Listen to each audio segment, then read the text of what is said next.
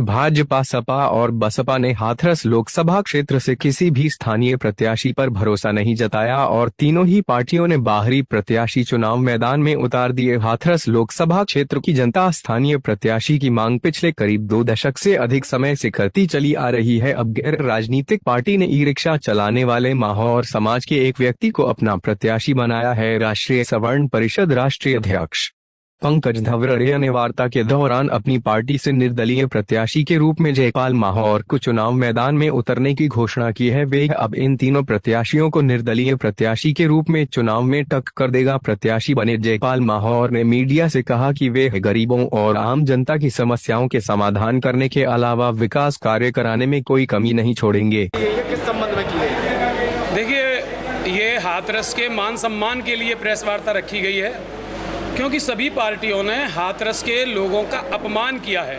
एक तरीके से माना जाए तो उन्होंने ये साबित किया है कि हाथरस में प्रत्याशी नहीं है। 18 लाख की आबादी में हाथरस लोकसभा में एक भी एससी प्रत्याशी इनको पसंद नहीं आया, क्योंकि इसमें खरीद फरोख्त चला है। सभी पार्टियों ने खरीद फरोख्त करके प्रत्याशी सौंपे हैं और काफ़ी अरसे से ये दर्द हम महसूस कर रहे थे। इसी वजह से हमने ये प्रेस वार्ता रखी और हमने लोकल के प्रत्याशी के लिए कि हमने समाज से मिलकर एक लोकल का प्रत्याशी उतारा है। गरीब है, ईमानदार है, समाज के हित में, समाज के साथ हमेशा लोकल में मौजूद रहेगा, इसलिए ये प्रेस वार्ता रखी गई। कि बाहरी कोई भी प्रत्याशी होता है तो आप उसके पीछे घूमते रहिए, कुछ भी हित नहीं हो पाता है। और सबसे बड़ा मुद्दा इसी के साथ ये है कि ये लोकल का है, लोगों के 24 घंटे सेवा में रहेगा। कोई करोड़ों रुपए खर्च करके आपके बीच में नहीं है, जिससे कि ये पहले अपनी जेब भरे, अपना कमीशन सेट करे और उसके साथ जो क्षेत्रीय मुद्दे होने चाहिए कि अभी किसी को थाने की ज़रूरत पड़ जाए, तहसील की ज़रूरत पड़ जाए, डीएम के सामने ज़रूरत पड़ जाए, रोड की ज़रूरत बन जाए, गली की ज़रूरत पड़ जाए, नाली की ज़रूरत पड़ जाए। जैसे कि हाथरस में बेरोजगारी छा चुकी है, यहाँ पर सारी फैक्ट्री, कंपनी, औद्योगिक क्षेत्र बाहर चले गए। तो हमारा प्रथम मुद्दा ये रहेगा, अगर ये जीत जाते हैं तो हाथरस को औद्योगिक क्षेत्र बनाने के लिए हम बाहर से कंपनियों को बुलाएंगे, जिससे कि बाहर यहाँ का युवा बाहर नौकरी करने न जाए। दूसरा मुद्दा रहेगा ट्रेनिंग स्टेडियम का।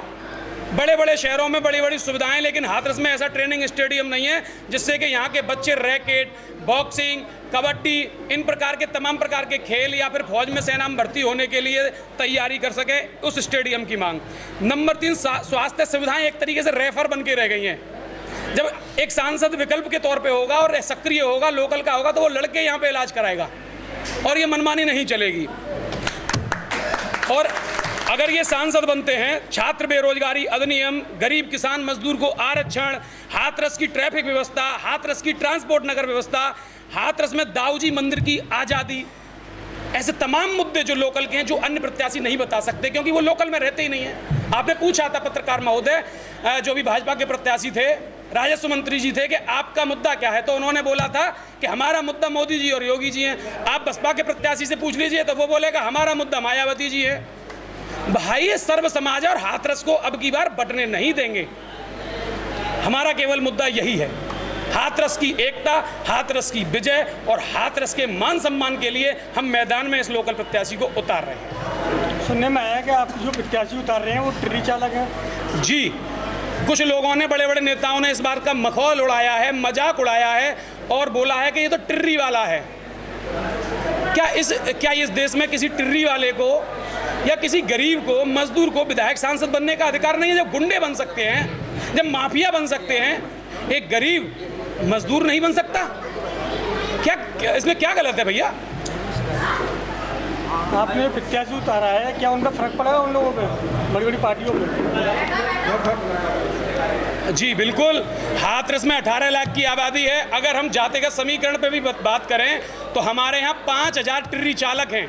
वैसे तो पूरा हाथरस हमारा एक हो चुका है, लेकिन मैं सीधे सीधे जनता को संदेश देना चाहता हूं आप लोगों के माध्यम से कि 5000 पूरे जनपद में टिर्री चालक हैं। उसके बाद यह प्रत्याशी माहौर समाज से आता है और मैं स्वयं ब्राह्मण हूं, 3.5 लाख ब्राह्मण वोट है मेरा, और मैंने सर्व समाज, सर्व जातियों का सम्मान किया है, उनकी लड़ाइयां लड़ी हैं। माहौर समाज का 2 लाख वोट आता है, 3.5 लाख ब्राह्मणों का वोट आता है, 5000 टिर्रियों का अगर आकलन किया जाए तो 1 लाख वोट बैठता है। हम सीधे सीधे फाइट में हैं, हम सीधे सीधे जीत के ओर हैं। और सबसे बेहतरीन बात है कि अब हाथरस की जनता ने सोच लिया है कि वो हाथरस का अपमान नहीं होने देंगे। हम हाथरस के लोकल प्रत्याशी को ही चुनेंगे।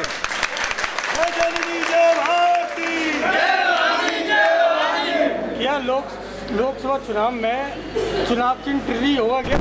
देखिए, ये तो जो हमें चुनाव आयोग चुनाव चिन्ह देगा, हमारे पास पार्टियों से भी ऑफर आ रहे हैं कि आप हमारी पार्टी से लड़ लीजिए, पर हम अपने आप को राजनीतिकरण नहीं करना चाहते, क्योंकि मेरी आत्मा में दाऊ बाबा और मेरा हाथरस बसता है, हाथरस लोकसभा बसता है। अब मैं इनको जाति धर्म पे नहीं बांटने देना चाहता। जो चुनाव आयोग हमें चुनाव चिन्ह देगा, उस चुनाव चिन्ह के साथ हमें उम्मीद है वो चुनाव चिन्ह घर घर तक अपने आप जनता पहुंचा देगी, अपने आप गरीब जनता पहुंचा देगी, क्योंकि गरीब जनता यहाँ पर 85% है। 18 लाख में से आकलन ले लिया जाए तो 16 से 17 लाख की आबादी पर गरीब जनता का अधिकार है। तो गरीब जनता अब की बार इस गरीब प्रत्याशी को वोट देगी।